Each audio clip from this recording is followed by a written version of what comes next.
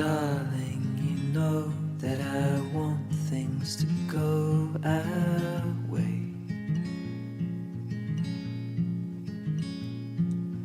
I'll try to reach you, to lean every single day. I wanna be somebody that you wanna love. Don't wanna reach for another, wanna color your world.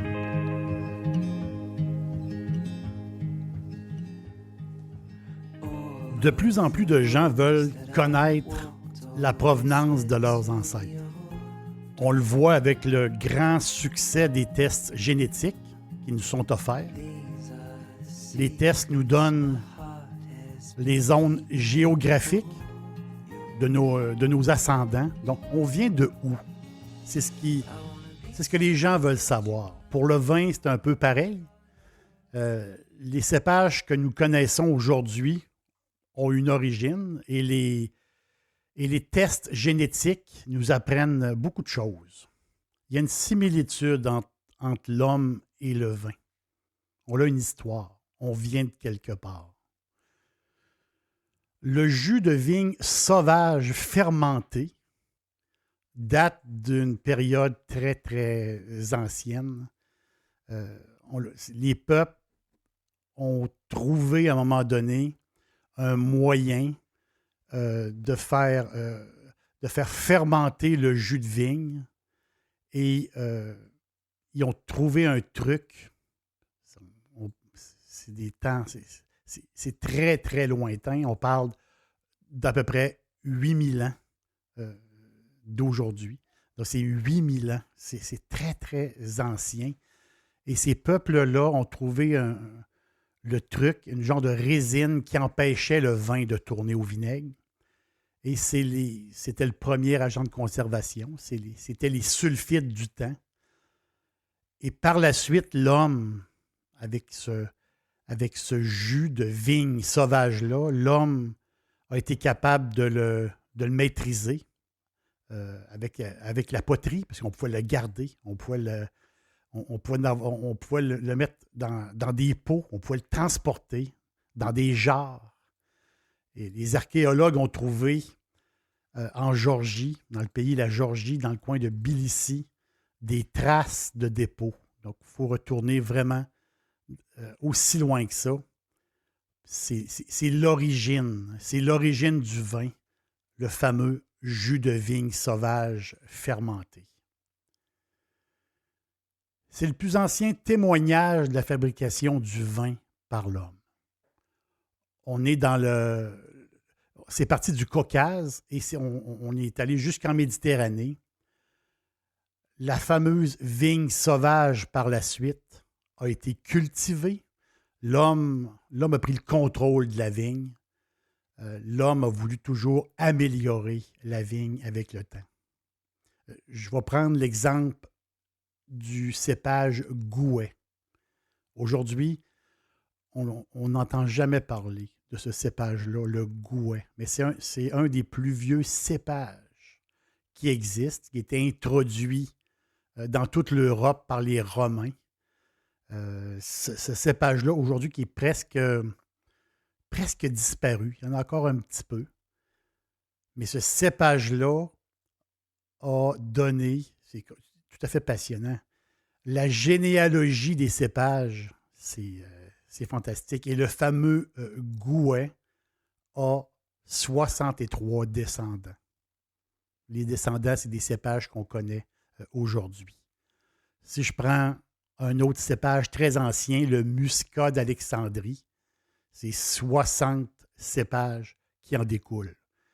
Je vous invite à écouter le podcast Moscatel. Je glisse un petit mot par rapport au fameux Muscat d'Alexandrie. Le Pinot, lui, très connu aujourd'hui, mais le Pinot a quand même 49 descendants. Donc, c'est vraiment passionnant, la généalogie du vin. Et ceux qui s'en intéressent, bien, ils viennent à connaître un peu comme les familles, les liens. C'est vraiment, vraiment le fun. J'ai goûté pour la première fois un cépage. Pour moi, il était nouveau. Lui, c'est un héritier du Gouais. Il s'appelle, j'ai bu quelque chose d'incroyable. J'ai bu du Blaufränkisch. Le Blaufränkisch. Un grand nom qui est typique. C'est un cépage typique autrichien. Venez avec moi, on s'en va en Autriche. Le petit pays montagneux en plein centre de l'Europe. Quand on pense Autriche, on pense oui à la bière. C'est l'idée première de l'Autriche. 1%, mais ils produisent du vin. 1% de la production mondiale de vin est autrichienne. Et ce petit pays-là, on ne pense pas qu'il y a de la vigne en Autriche. On a entendu peut-être parler un petit peu du côté de la Suisse. Mais ce petit pays-là, à un moment donné, l'année marquante pour la viticulture autrichienne, c'est l'année 2011. C'est le départ d'une grande aventure, une reconnaissance internationale. C'était un choc. Un pinot noir autrichien qui a été vinifié à peine 1 heure de Vienne, juste à côté de Vienne. Ce pinot noir-là a surpassé à l'aveugle un Romanée Conti. Imaginez. À l'aveugle, ce vin-là que personne ne connaissait. Cette maison-là qui ont élevé un pinot noir à l'aveugle a dépassé un Romanée Conti. Romanée Conti qui est l'enfant prodige de la Côte d'Or en Bourgogne.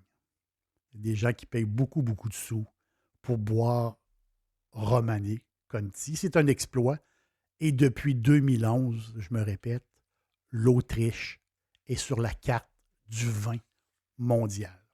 Je reviens à mon Blaufränkisch, surnommé le Pinot de l'Est. Je suis tombé, je vous le dis, sincèrement, je suis tombé sur mes genoux. Ce vin-là est un délice aux cerises. Le vin coule. C'est impossible de ne pas aller voir le fond de la bouteille. C'est impossible. C'est tout à fait merveilleux. Il n'y a pas de lien entre le Blaufränkisch et le Pinot. À un moment donné, dans l'histoire, il disait que c'était possiblement peut-être un gamay, mais ils n'ont pas trouvé encore un lien direct. Mais il y a une comparaison, il y a une douceur. Il y a quelque chose d'extraordinaire dans le Blaufränkisch, moi, qui m'a vraiment impressionné. Donc, dans la partie est du pays, qui est vallonnée, là, on est loin des hautes montagnes autrichiennes. Cette partie-là, la partie de l'est de l'Autriche, ça s'appelle le Burgenland. Il l'appelle la basse Autriche, influencée par ses voisins, la Hongrie, la Slovaquie. La région aussi a accueilli avec les années beaucoup de Croates qui habitent ce territoire-là, cette place-là en Autriche. Le Burgenland, je pense que presque toute la communauté autrichienne d'Amérique vient de ce secteur-là. Dans le temps, quand il y a eu la fin de l'Empire austro-hongrois et il y a eu les guerres, beaucoup de gens sont partis en désespoir. Et ceux qui ont eu la chance sont arrivés en Amérique, se sont installés dans la région de Chicago. La plupart des Autrichiens de la région de Chicago viennent du Burgenland. Blaufränkisch. Incroyable. Je ne prends pas mon accent allemand. Je pourrais dire peut-être Blaufränkisch. Quel cépage incroyable. Je vous le dis, je suis très sincère. Vous allez goûter quelque chose de très bon. Lui que j'ai goûté, c'est de la maison Wenninger. C'est un vin qui sort de l'ordinaire. Un délice cerise, les tanins parfaits, une douceur, un vin frais, incroyable. W-E-N-I-N-G-E-R. Ninger. Ça, c'est la maison. C'est un vin bio. C'est un mélange. J'ai trouvé ça un peu... je suis allé voir un peu la manière qu'ils ont préparé ça. Donc, c'est un mélange de Blaufränkisch de 5 ans, donc des vignes très, très jeunes, et des vignes de 35 ans. Un alcool aux alentours de 12,5 %, un taux de sucre très, très bas, à 1,2 grammes de sucre au litre. C'est très, très bas. 1 an de fût de chêne, une production d'à peu près 15 000 bouteilles. Donc, il n'y en a pas beaucoup. Et ce qui est tout à fait passionnant, c'est le terroir. C'est un terroir d'argile et de calcaire avec un gneiss qui contient du quartz. C'est parfait pour la vigne. C'est un secteur parfait pour la vigne. Les plants de Blaufränkisch sont bien installés. Le propriétaire Franz a dit, il dit le caractère d'un vignoble, il dit ça nous vient du sol. C'est le sol qui est important. Et par la suite, il dit il n'y a aucune limite. Je vous conseille ce merveilleux Blaufränkisch. Vouloir connaître ses origines, il y a une similitude entre l'homme et le vin, la descendance, la mixité, la diversité. L'homme et le vin ont vraiment un bel avenir. Merci d'être passé à l'auberge et à la prochaine.